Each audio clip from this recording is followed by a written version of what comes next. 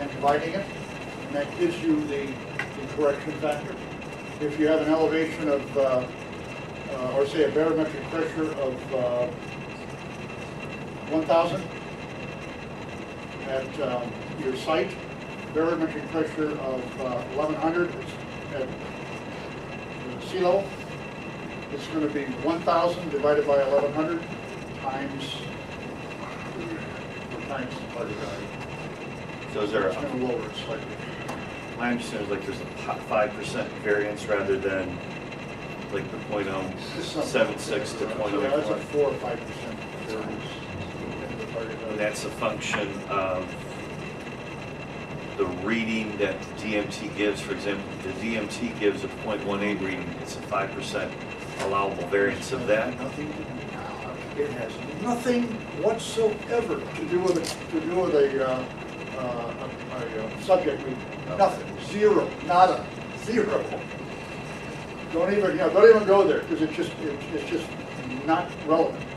The only thing that correction factor is relevant to is the calculation of the target value for the gas standard. It is never, ever, and cannot ever be applied to anything else. Because the problem is not relative to anything else. The problem is only relative because you've got this tank under pressure. And that's what creates the necessity for doing a correction when you release the gas from the tank. Right? And if Bill will send me your email addresses, I'll see if you get information on this. If we have stuff that's printed up. Okay? I guess I'm still a little confused, I don't mean to belabor the point. What is the difference between the allowable variances of the Datamaster and the allowable variances of the DMT?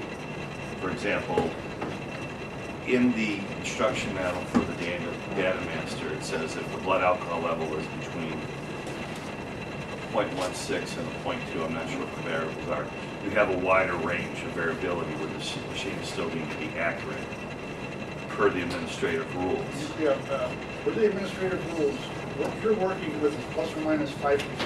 Okay, so 5% is the DMT. 5% of both of them. They haven't changed that. Okay.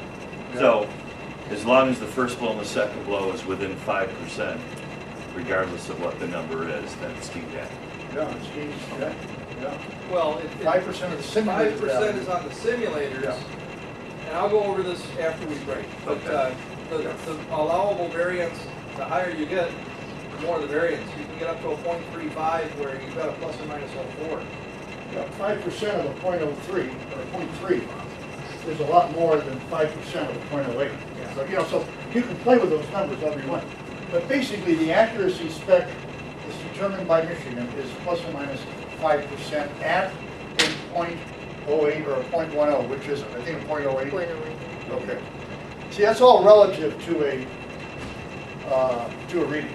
John, with that, the 5% number, is there anything that your company puts out, like on paper, to show like a business record or something like that? Or Well, it just on our- indicates there's this variance that all breath tests have 5%? On our advertising material specifications, we publish our spec. That's it. That's the only thing we really put out. Is it in the it's not in the manual? It's in our Michigan It's- book. it's- it's- I think our specs are in the manual, Okay. so it probably would be there, yeah. And so you guys know, for those who haven't seen the DMT simulator tickets yet, it actually prints on the simulator ticket. So in addition to requesting the logs when you do your FOIA, you also want to do or add to the FOIA requesting the simulator tickets. That target value that he was talking about is printed on each individual ticket. So then you have to sit there and calculate it to verify whether it's within the plus or minus 5%. So there's an additional step, because I thought they were further out than just Ingham and, what's the other county? Livingston? Livingston. Eaton County has it too. So we're actually trying to figure out a lot of that with the dry gas simulator, and I had actually been emailing John about it, so he's pretty helpful if you have any questions. John, I've got a question. I don't know if you know the answer to this, but did they program the Michigan DMT so that the officers cannot violate the 15-minute rule? where they have to enter start observation, hit the Windows button and. Good question, I don't have the answer to Okay. that. Well, I know knew it we've was done that available in on different some. places. I don't know whether they specifically did it in Yeah. Michigan or not. I haven't seen one actually. We do it in South Carolina.